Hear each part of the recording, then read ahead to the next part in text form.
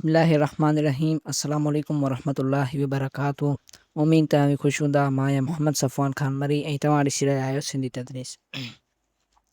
पोएं सबक़ में असां टें बाब जी मश्क हल कईसीं। अहिड़ी तरह असांजो टें बाब मुकमल थियो ऐं हिन सबक़ में असां चौथें बाब जी शुरूआत करे रहिया आहियूं, जंहिंजो नालो आहे तहज़ीब जी शुरूआत। अॼु उनजो जेको आहे उन में अॼु असांजो मौज़ू आहे जग वीचार यानी वर्ल्ड व्यू। जेके शयूं असां हिन वीडियो में सिखंदासीं उहे आहिनि जग वीचार, ज़ाती जग वीचार ऐं समाजी जग वीचार। त अचो त पहिरियों सबक़ शुरू कयूं था। सभ खां पहिरियों असां ॾिसूं था जग वीचार या आलमी नुक़्ता नज़र छा आहे यानी world view. Oxford advanced learner's dictionary जे मुताबिक़ हिकु शख़्स जे सोचण जो अंदाज़ ऐं ज़िंदगीअ जो फ़हम ऐं सम्झ हिन जे अक़ीदनि ऐं रविश ऐं लाड़नि ते ॿधलु आहे।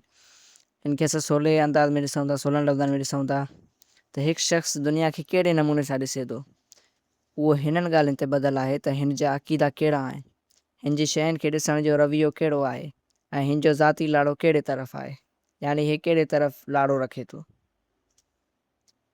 जग वीचार या दुनियाई रायो जो इस्तिलाह फ़र्द, माण्हुनि जे गिरोह या समाज जी ज़िंदगी ऐं दुनिया बाबति अक़ीदनि ऐं क़दरनि जे जामिया सिरिश्ते ॾांहुं इशारो करे थो। यानी हिकु फ़र्द आहे या माण्हुनि जो गिरोह या जंहिंखे असां समाज चऊं, उहे जेको आहे दुनिया बाबति कहिड़ा अक़ीदा रखनि था, उहो जेको आहे असांजो जग वीचार आहे। कहिड़ा ख़्याल रखनि था, उन्हनि जो कहिड़ो वीचार आहे, उन्हनि जा जेको आहे अक़ीदा कहिड़ा आहिनि दुनिया बाबति, उन्हनि खे असां जेको आहे जग वीचार चवंदा आहियूं।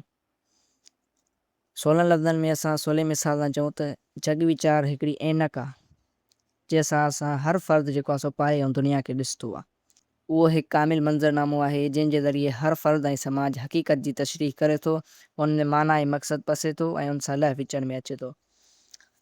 ऐं माना यानी हक़ीक़त जी तशरीह कीअं करे थो, मिसाल तौरु बीमारी बाबति जेकॾहिं को मज़हबी आलिम हूंदो उहो तशरीह कंदो त जेको आहे बीमारी अलाह ताला तरफ़ां हिकिड़ी आज़माइश आहे, हिकिड़ो इम्तिहान आहे ऐं उन में असांखे सब्र करणु घुरिजे ऐं पंहिंजी बि कोशिशि करणु घुरिजे। पर उते ई जेकॾहिं को साइंसदान उन खे ॾिसंदो, उहो चवंदो त हीअ जेको आहे जरासीम जे करे बीमारी थी आहे, ख़राबु आलूदा खाधो खाइणु, आलूदा पाणी पीअण जे करे बीमारी थी आहे, बैक्टीरिया वग़ैरह जेको आहे उन जे करे असांजे जिस्म में दाख़िल थिया आहिनि तॾहिं थी आहे। यानी इन्हनि ॿिन्ही शख़्सनि जो अलॻि अलॻि वीचार हुयो। उनखां पोइ सवलनि लफ़्ज़नि में असां जेकॾहिं चऊं त अव्हां दुनिया जी हक़ीक़त खे कीअं था सम्झो या हर उहो ख़्यालु जंहिंखे अव्हां सचो ऐं दुरुस्त सम्झो था। उनखां पोइ असां वटि अॻिते आहे ज़ाती जग वीचार या दुनियाई ख़्यालु यानी पर्सनल वर्ल्ड व्यू। असां मां हर हिकु शख़्स वटि पंहिंजो अलॻि अलॻि जग वीचार हूंदो आहे। हर शख़्स जो जग वीचार ॿिए शख़्स जे जग वीचार खां अलॻि थी सघे थो। उनजे पैदा थियण जा केतिरा ई अंसर हूंदा आहिनि। मिसाल तौरु मुड़ूस जी ख़ासियतूं, जेकॾहिं हिकु ई घर में ॿ जेको आहे ॿार ॼमनि था त उन्हनि जो जेको आहे अलॻि अलॻि हूंदो, कंहिंजो लाड़ो कहिड़े तरफ़ हूंदो, कंहिंजी दिलचस्पी कहिड़े शयुनि में हूंदी, इहो जेको आहे हर कंहिंजो अलॻि अलॻि जग वीचार। ऐं ज़िंदगी जा तजुर्बा, मिसाल तौरु घर में मिलंदड़ तजुर्बा ऐं स्कूल में मिलंदड़ तजुर्बा या जंहिं हंधि जाइ ऐं सकाफ़ती माहौल में असां रहूं था वग़ैरह। मिसाल तौरु जेकॾहिं असां जंहिं माहौल में रहूं था, जंहिं असां समाज में रहूं था, उतां जा माण्हू असां सां जेको आहे महिरबानी आहिनि, असां सुठो वर्ताव कंदा, रहमदिली वारो वर्ताव कंदा, त असां इहो ई जेको आहे नतीजो कढंदासीं त दुनिया में सभु माण्हू जेको आहे एतबार जोॻा आहिनि, भरोसे जोॻा आहिनि, सभिनी ते असांखे भरोसो करणु घुरिजे, सभु रहमदिल हूंदा। पर जेकॾहिं असां जेको आहे समाज में असांजे हर हल जे लाइ लॻी तशदुद हूंदो, झेड़ो हूंदो, त असांजो जेको आहे जग वीचार इहो जुड़ी वेंदो त जेको आहे हर शइ जे हल जे लाइ असांखे जेको आहे तशदुद ज़रूरी आहे। अहिड़ी तरह यानी जहिड़ो असां जेको माहौल मिलंदो ओड़ी तरह असांजो जग वीचार जुड़िबो। हिकु भेरो जेकॾहिं जग वीचार जुड़ी वेंदो आहे त पोइ उहो हक़ीक़त सम्झणु ऐं सम्झाइण या असांजे ख़्याल क़दमनि खे उन तशरीह आधार मुतासिर कंदो आहे। मिसाल तौरु जेकॾहिं हिकु शख़्स उहो महसूसु करे थो त हू ॿियनि जानदारनि, मिसाल तौरु ॿूटनि सां जुड़ियल आहे, त हू पोइ उन माहौल जो बचाइण जी ज़रूरत महसूसु कंदो, उनखे महफ़ूज़ रखण जी ज़रूरत महसूसु कंदो। या उहो जेको आहे वरी ॿियनि माण्हुनि सां, उन्हनि सां जेको आहे सुठो वर्ताव कंदो, रहमदिली ऐं शफ़क़त वारो वर्ताव कंदो। असां ॾिठोसीं त हर फ़र्द खे पंहिंजो अलॻि अलॻि जग वीचार हूंदो आहे ऐं उहो जेको आहे हिकु फ़र्द जो जेको जग वीचार आहे उहो ॿिए जग वीचार सां मिलंदड़ जुलंदड़ नथो थी सघे। पर जेको आहे कॾहिं कॾहिं फ़र्दनि जा कुझु जेके वीचार हूंदा आहिनि उहे ॿियनि फ़र्दनि सां मुताबिक़त रखंदा आहिनि, यानी उन्हनि जा ॿियनि सां जेको आहे हिकु जहिड़ा जग वीचार हूंदा आहिनि। उन्हनि खे असां चवंदा आहियूं समाजी जग वीचार या दुनियाई ख़्याल यानी सोशल वर्ल्ड व्यू। उन्हनि जेको आहे ख़्यालनि खे स्कूल, मस्जिद ऐं मीडिया जे ज़रिए आम कयो वेंदो आहे।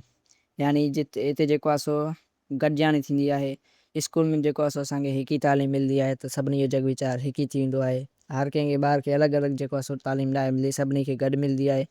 अहिड़ी तरह जेको आहे उहो बि असांजो समाज जग वीचार आहे। या मस्जिद में जेको आहे असांखे साॻी तालीम मिलंदी आहे। मज़हबी तालीम जेको आहे हिक ई तालीम हूंदी आहे, उहो बि असांजो जेको आहे पोइ समाजी जग वीचार। मीडिया ते बि जेको आहे असांखे कुझु ॻाल्हियूं जेके आहिनि सो मिलंदियूं आहिनि, त उन्हनि सां जेको आहे केतिरा ई फ़र्द उन्हनि सां मुतफ़िक़ हूंदा आहिनि, उन्हनि सां मुतमिन हूंदा आहिनि। इन सां जेको आहे सो समाजी जग वीचार ठहे थो। अहिड़े तरीक़े सां समाज में घणा माण्हू गॾियल दुनियाई ख़्याल जा थींदा त अमून जी तरक़ी थींदी। दरअसल अहिड़ो आलमी दुनियाई ख़्याल समाज लाइ हक़ीक़त जो नज़रियो बणिजी वेंदो त सुठाई ऐं चङाई छा आहे, अहमियत वारी ॻाल्हि कहिड़ी आहे, मुक़दस पाक छा आहे, सच ऐं हक़ छा आहे। तारीख़ में तहज़ीब जो अभ्यास कंदे उहो ज़रूरी आहे त असां मालूम कयूं त उन तहज़ीब जो दुनियाई ख़्याल कहिड़ो हो। उहे कहिड़ियुनि ॻाल्हियुनि खे सुठो, लाज़मी ऐं मुक़दस सम्झंदा हुआ। उन्हनि जे दुनियाई ख़्यालनि खे सम्झणु माना उन्हनि जे अक़ीदनि, क़दरनि ऐं इख़लाक़ी तौर तरीक़नि खे सम्झणु आहे। ऐं मिसाल था वठूं असां जेको आहे सो मोहन जो दड़ो सिंधु माथिरी जी तहज़ीब में। उहो जेको आहे सो पाणी जे इंतिज़ाम लाइ, पाणी लाइ जेको आहे सो खूह ठाहींदा हुआ ऐं गंदे पाणी जे निकाल लाइ हुननि वटि नालियूं ठहियल हुयूं ऐं हिननि वटि गुसुल खानो हूंदो वेंझण लाइ।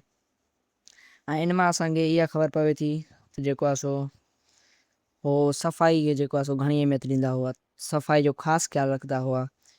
छाकाणि त हुननि वटि नालियूं हुयूं ऐं जेको आहे सो गुसुल खाना हुया, उनखां अलावा पाणी जा खूह हुया। इन्हनि मां असांखे ख़बर पवे थी त जेको आहे सो हू पंहिंजी सफ़ाई जो तमामु घणो ख़्यालु रखंदा हुआ। हुननि वटि सफ़ाई जी अहमियत हुई। इहो यानी हुननि जो जेको आहे सो गॾियल जग वीचार हुयो। सभु माण्हुनि खे इहो ई जग वीचार हूंदो हुओ त सफ़ाई ज़रूरी आहे। इन सां असांखे इन जी ख़बर पई त सिंधु माथिरी तहज़ीब जो जेको दुनियाई ख़्यालु हुयो उहो इहो हुयो त सफ़ाई हुननि लाइ तमामु घणी ज़रूरी हुई। अचो त हाणे जेको हिन सबक़ में असां सिखियो आहे हुनजो ख़ुलासो कयूं था। सभ खां पहिरियों असां ॾिठो त जग वीचार मां मुराद आहे हिकु फ़र्द या हिकु समाज दुनिया बाबति कहिड़ा अक़ीदा रखे थो, हुनजा कहिड़ा वीचार आहिनि। उनखां पोइ उहो हिकु कामिल मंज़रनामो आहे जंहिंजे ज़रिए हर फ़र्द ऐं समाज हक़ीक़त जी तशरीह करे थो, उन में माना ऐं मक़सदु पसे थो ऐं उन सां लाइ विचड़ में अचे थो। असां उन बाबति बीमारी वारो मिसाल बि वरितो त हिकु साइंसदान ऐं हिकु आलिम जो, मज़हबी आलिम जो उन बाबति कहिड़ो जेको आहे सो अक़ीदो आहे। उनखां पोइ असां ॾिठो जग वीचार हिकिड़ो हूंदो आहे ज़ाती जग वीचार, ॿियो समाजी जग वीचार। असां मां हर कंहिं वटि पंहिंजो दुनियाई ख़्यालु आहे जंहिंजे पैदा थियण जा केतिरा ई अंसर आहिनि, मोरूसी ख़ासियतूं। असां ॾिठो त हिकु घर में जेके ॿ ॿार हूंदा आहिनि उन्हनि जा अलॻि अलॻि ख़्याल हूंदा आहिनि। ज़िंदगीअ जा तजुर्बा, घर में जेके असांखे मिलनि पिया, स्कूल में तजुर्बा या कम्यूनिटी में जे जाइ हंधि सक़ाफ़ती माहौल में असर रहूं था वग़ैरह। यानी त समाजी जग वीचार जेको आहे सो कॾहिं कॾहिं माण्हुनि जा कुझु दुनियाई ख़्याल मुख़्तलिफ़ हूंदे बि समाज जे ॿियनि माण्हुनि सां मुताबिक़त रखंदा, उन्हनि खे गॾियल जग वीचार चइजे थो। उहे स्कूल, मस्जिद ऐं मीडिया जे ज़रिए आम थियनि था। इहो सभु कुझु जेको आहे सो असां पंहिंजे अॼोके सबक़ में सिखियोसीं। अॼु जो असांजो सबक़ हिते पूरो थियो। मिलंदासीं हिकु नए सबक़ में। ख़ुदा हाफ़िज़।